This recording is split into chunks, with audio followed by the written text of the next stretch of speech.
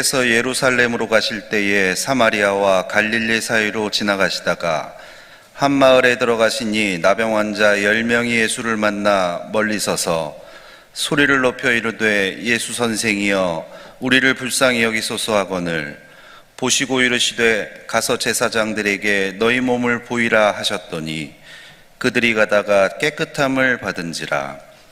그 중에 한 사람이 자기가 나은 것을 보고 큰 소리로 하나님께 영광을 돌리며 돌아와 예수의 발 아래에 엎드려 감사하니 그는 사마리아 사람이라. 예수께서 대답하여 이르시되 10사람이 다 깨끗함을 받지 아니하였느냐? 그 9은 어디 있느냐? 이 이방인 외에는 하나님께 영광을 돌리러 돌아온 자가 없느냐 하시고 그에게 이르시되 일어나 가라 내 믿음이 너를 구원하였느니라 하시더라. 아멘. 할렐루야. 기적이죠. 이번 주간 내내 비가 온다고 했는데 오늘까지 주님께서 교회 나올 때 비는 딱 멈추게 하셨어요. 우연입니까? 아닙니다. 하나님이 섭리하시고 사모한 중에 만족함을 주시는데 저와 여러분 한 분 한 분에게 올해 한 해는 잘 될 수 있는 길이 열려질 수 있는 표징으로 비가 멈추게 한 줄 믿고 오늘도 주 앞에 나 기도한 여러분 한 분 한 분 삶 가운데 놀라운 능력과 은혜를 주실 줄로 믿습니다. 자, 우리가 계속해서 지금 이번 한 주간 훈련이라고 했는데 훈련은 뭐냐 하면 계속 끊임없이 반복하며 익숙하게 하는 겁니다. 자, 우리가 하나님 앞에 나올 때 어떤 분인가 그걸 굉장히 중요해요. 전지전능하시고 말씀을 가지고 천지만물을 창조하시고 섭리하신 하나님을 아는데 우리가 지금 알아야 할 게 뭐냐면 하나님 어떤 하나님이냐? 들으신 하나님이시다. 내가 하는 작은 손님까지도 들으신 하나님은 내 입술로 하는 말을 다 들으신다. 그래서 우리는 부정적인 말보다는 긍정적인 말을 또 안 된다는 말보다는 된다는 말을 소극적인 말보다는 적극적인 말을 해야 됩니다. 그런데 우리가 주님 앞에 나와서 이렇게 말을 하게 되는데 주님께서는 뭐라고 말씀하냐면 내가 내게 명령을 다 지켜 행하라 그렇게 말씀하셨어요. 잘 될 수 있는 길을 다 알려주었어요. 이걸 행하면 너와 내 자녀가 복을 받게 되고 내 날이 길게 하리라 말씀하셨습니다. 그래서 저와 여러분 한 분 한 분이 이번에 주신 말씀을 마음판에 깊게 새기고 항상 말할 때도 조심하고 하나님이 들으신다. 어떤 말을 해야 되겠습니까? 항상 축복의 말, 칭찬의 말, 자랑의 말 나보다 더 낫게 여기고 항상 주의 영광을 나타내는 말을 하게 되면 들으신 하나님께서 들으시고 복을 내려줄 줄 믿습니다. 그래서 우리가 교회 나오면 1차적으로 중요한 것은 뭐냐면 고침받는 거예요. 우리가 회복되고 고침받고 치료받고 구원받는 게 1차적인 목적입니다. 애들이 이 땅에 태어날 때 순산한 것이 다 목적이지만 애가 태어났다고 다 된 건 아닙니다. 애가 계속해서 뒤집기부터 시작해서 일어나 걷고 우유를 먹고 이유식하고 또 딱딱한 음식을 통해서 내 몸에 건강을 얻는 것처럼 1차적으로 교회 나와서는 구원받고 치료받고 회복되고 문제가 해결되는 것도 중요하지만 나가서는 어떻게 해야 됩니까? 기뻐하는 선한 십자가의 군사가 되는 거예요. 맡겨진 사명을 감당하도록 그렇게 해야 되는데 자 어떻게 해야 됩니까? 너희가 이렇게 하기 위해서는 모이기를 힘써라 말씀하셨어요. 왜 모이기를 힘쓰는 겁니까? 모여서 너희가 서로 교제하고 하나님의 칭송하고 그럴 때 주께서 구원받는 수가 날로 많아지게 하신다 말씀하셨어요. 누가 주신다? 주님 주신다 하는 거예요. 그러니까 여러분이 여태까지 유튜브를 통해서 혼자 예배 드리고 자유했지만 이건 예배가 아니에요. 능력의 길은 그게 아니에요. 같이 모였을 때에 우리가 같이 모였을 때 얼굴과 얼굴을 대해서 보면서 기뻐하고 감사하고 찬양하고 그래서 함께 예배하게 될 때에 주님께서는 이 자리에 오셔서 구원받는 수가 날로 많아지게 했던 것처럼 물질의 복도 많아지게 할 줄 믿습니다. 건강도 좋아지게 할 줄 믿습니다. 자녀가 잘되게 할 줄 믿습니다. 소원이 응답될 줄 믿습니다. 할렐루야. 살다 보면 어려움이 있을 때가 많잖아요. 예수 믿었다고 해서 고침받 항상 건강합니까? 예수 믿었다고 해서 실패하지 않습니까? 다 예수 믿어 고난이 있습니다. 중풍병자처럼 자기가 생각지 못하게 심한 축복을 움직이지 못할 때 예수님에 대한 소문을 듣게 됩니다. 그래서 그는 믿음이 있었어요. 주님 앞에 나가면 고침받겠다. 그래서 움직이지 못한 그가 동네에 있는 친구들을 불러가지고 날 예수님께 좀 데려다 달라고. 그래서 이 동네에 있는 친구들이 그 친구를 귀하게 여겨서 같이 예수님께 왔는데 쉽지 않잖아요. 절대 세상에 예수 믿어 더 쉬운 것 없습니다. 예수님 앞에 가려고 하는데 사람들이 다 가로막혀 있어서 이만하면 되겠다 포기할 수 있는데 그럼 포기하지 않습니다. 승리의 비결이 뭡니까? 포기하지 않는 믿음이에요. 한두 번 해서 안 된다고 포기해서는 안 됩니다. 엘리야가 갈멜산에 올라가서 간절히 기도하기를 비 오기를 간절히 기도합니다. 내 힘대로 한 것이 약속이 있어서 내가 비를 치면 내리라 말씀하셨는데 그 약속의 말씀 믿고 간절히 기도하기를 한 번, 두 번, 세 번, 네 번 응답이 없습니다. 포기할 만한데도 끊임없이 믿고 간구하는 가운데 7번째 기도했을 때 손바닥 구름 한 점을 통해 모든 문제가 해결되는 귀한 역사가 일어났던 것입니다. 할렐루야. 그래서 저와 여러분 한 분 한 분이 이젠 주님 앞에 나올 때 그래 장애물이 있다 포기해서는 안 된다. 왜 포기해서는 안 됩니까? 주님께 나와서 내 모든 문제를 내놓게 되면 맡겨버리면 주께서 해결하시고 복을 준다고 말씀하셨어요. 오늘 여러분 지고 있는 모든 짐을 주께 내놓기를 주님은 축원합니다. 내놓고 맡기면 주께서 해결해 주시고 내 고난이 비해서 기쁨이 되게 하시고 내 눈물이 진주가 되게 하시고 한편의 찬송이 되는 기적을 주실 줄로 믿습니다. 할렐루야. 그래서 주님께서는 우리를 구원하시기 위해서 예수님이 오셨지만은 하나님께 우리의 기도를 들으시고 뭘 보내주시냐면 돕기 위해서 성령을 보내신다고 하셨어요. 성령이 뭡니까? 보혜사라고 했잖아요. 돕는다, 맞잡는다. 백지장도 맞들면 낫다고 하는 것처럼 우리를 도와주시기 위해서 이 땅에 오셨어요. 그래서 나 혼자 무거운 통나무를 지고 간다 하고 낑낑거리는데 옆에서 도와주면 훨씬 쉽지 않습니까? 그래서 성령이 우리에게 와서 돕는데 뭘로 돕느냐? 여러 가지가 있겠지만 주님께서는 성령은 우리 기도를 돕는다고 말씀하셨어요. 우리가 구할 바를 잘 못하면 어렵지 않습니까? 돋보기라 해서 다 태양에 초점을 맞춘 것도 아니에요. 불행은 아니지만 돋보기를 갖고 거리를 조절해서 태양과 초점을 맞춰야 되면 불이 발생하게 되고 놀라운 능력이 나타나는 것처럼 우리가 기도한다고 다 되는 건 아닙니다. 왜 응답받지 못합니까? 주님이 원하신 뜻대로 기도하지 못하고 내 고집 갖고 하니까 그래. 애들이 부모님 말씀했는데 안 듣고 그러면 이렇게 해라 저렇게 해라 하는데 안 들으면 어떻습니까? 매각하잖아요. 혼자서 신경질 부리고 울면 떼스를 부리면 더 때려 맞을 수밖에 없는 거예요. 성령은 말할 수 없는 탄식을 위해서 기도한다 말씀하셨어요. 그래서 기도를 도와주시고 또 기도를 어떻게 해야 될까 방향을 정해 주시는데 아시아로 가기를 원했던 사도 바울 복음 전에서 아시아로 가려고 했지만 길 막혀졌을 때 성령께서 감동으로 어떻게 하냐? 환상 가운데 마게도나 사람이 오라고 해서 방향을 틀었어요. 여러분이 갈 때 길이 막혀지면 끝난 것이 아닙니다. 방향 틀라고 말씀하신 거예요. 여태까지 힘쓰고 애썼음에도 불구하고 안 된 것이 있다면 주님께 물어보십시오. 성령께서 갈 길을 밝히 보여주시고 담을 넘고 승리하고 백배불하는 은혜를 주실 줄로 믿습니다. 자, 그러면 성령이 우리 가운데 오시면 기도를 통해서 빌바를 알지 못한 것을 기도해 주시고 기도를 통해 능력을 받게 하는데 어떻게 해야 우리가 성령 받는다? 어제 말씀을 통해서는 갈 길을 돌이키라는 거예요. 회개하라는 겁니다. 회개라고 하는 말씀 무슨 말씀입니까? 내 신앙의 생각, 내 생각의 틀, 내 삶의 방식을 돌이켜라. 여태까지 죄된 생각, 잘못된 습관, 내 뜻대로 했던 걸 다 돌려서 주님 원하신 삶의 방으로 돌려라. 이것이 바로 회개라고 하는 거예요. 할렐루야.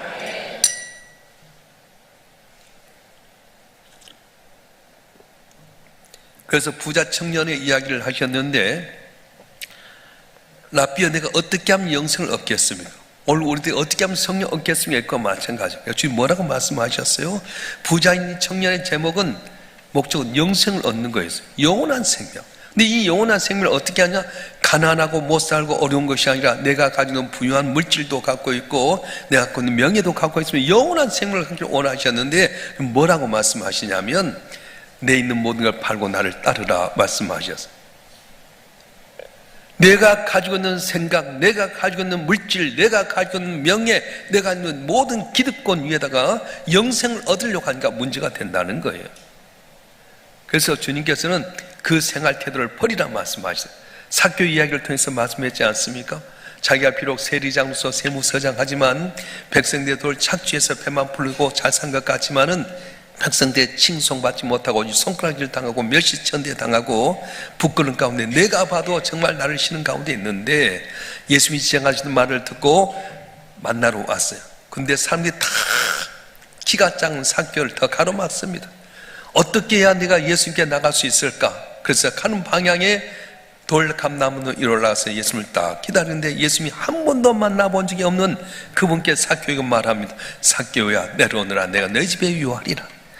주여, 내 재산의 절반을 팔아서 간 자에게 주고 남이니까 토색한 것, 잘못해서 가로챈 거 있으면 4배나 갚겠습니다.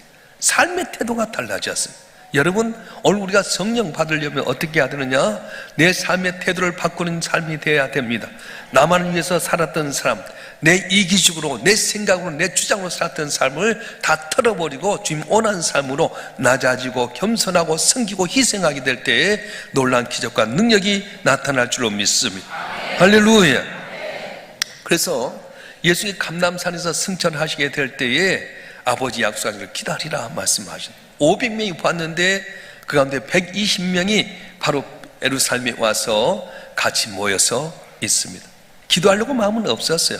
근데 누군가부터 시작해서 우리가 이러면 안 되겠다.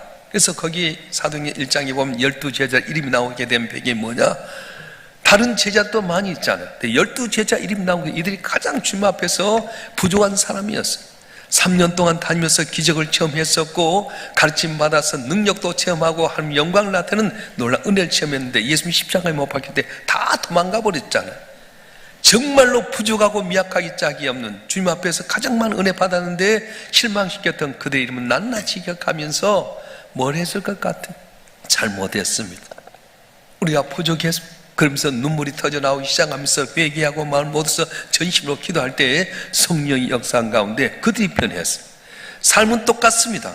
어제나 오늘 똑같은 사람인데 성령이 그들 앞에 임했더니 나가서 복음을 전했더니 3,000명이 회개하고 5,000명이 돌아오고 앉은 명이 일어나고 병든 자가 낫게 되고 죽은 자가 살아나는 귀한 역사가 있게 되었던 거예요. 할렐루야. 자, 그런데 오늘 우리의 문제는 뭐냐 하면 내게 주셨던 귀한 은혜, 내가 한 목소리로 기도하고 내가 순종의 기적을 나타냈음에도 불구하고 더 복을 받을 텐데 한 번으로 끝날 때가 많아요. 오늘 본문의 말씀은 예수님께서 길을 가시는데 10명의 나병 환자들이 와서 부르짖습니다. 그런데 이들은 어떻습니까? 나병이 들면은, 문둥병이 들면은 다 몸이 문드러지고 목도 성대가 상해서 소리가 안 나오는데 이 10명이 힘을 합치는 거예요. 다윗의 자손이 우리를 불쌍히 여기소서, 여기 있어서 도와주소서 한 마음으로 부르짖습니다. 가던 발걸음을 멈추고 주님께서 멈추시는데 우리를 고쳐주십시오. 불쌍히 여기소서. 그래서 그의 부르짖음과 한마음 된 걸 보고 주님께서 제사에 가서 네 몸을 보이라 말하는데 순종하는 겁니다. 얼마나 기특합니까? 고침받은 것 아닙니다. 안수기도 받은 것도 아닙니다. 그런데 그들이 예수님의 말씀을 믿고 가는 가운데 고침을 받았어요. 여기까지 우리가 다 경험한 것 아닙니까? 문제는 다 자기의 고침받는 것 알고 나서 뿔뿔이 흩어 자기의 갈 길로 갔지만 한 사람만 돌아서 감사했는데 이 사람이 누구냐? 유대인들이 그렇게 미워했던 사마리아 사람이었어요. 아수르 사람과 유대인 피가 섞여져서 이방의 사람같이 되어버린 개취급하는 그런 사람인데 이분이 와서 감사하게 된 겁니다. 그래서 주님께서 말씀하신 거예요. 고침받는 사람은 다 10명인데 남은 어디 갔느냐 말씀하신 겁니다.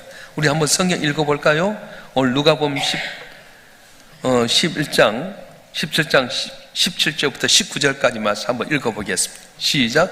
예수께서 대답하여 이르시되 10사람이 다 깨끗함을 받지 아니하였느냐? 그 ab은 어디 있느냐? 이 이방인 외에는 하나님께 영광을 돌 도노한 자가 없느냐 하시고. 아멘. 여기에 문제가 있는 거예요. 모두가 다 은혜 받았어요. 감사하는 사람이 없다는 겁니다. 어려움 당하고 내가 해결할 때 목숨 걸고 주님 앞에 나와서 부르짖고 간구하고 그리고 순종해서 고침받기를 원하지만 정작 고침받았을 때는 은혜를 잊어버린 거예요. 잘 되길 원하십니까? 받은 은혜를 기억하고 감사한 여러분 되길 주님 축원합니다. 다시 왜 복을 받습니까? 내게 베푼 은혜를 내가 무엇으로 보답할까? 받은 은혜를 언제나 기억하고 감사해서. 감사는 뭐냐? 따라서 합시다. 산에서 금을 캐는 것과 같다. 확실히 해요.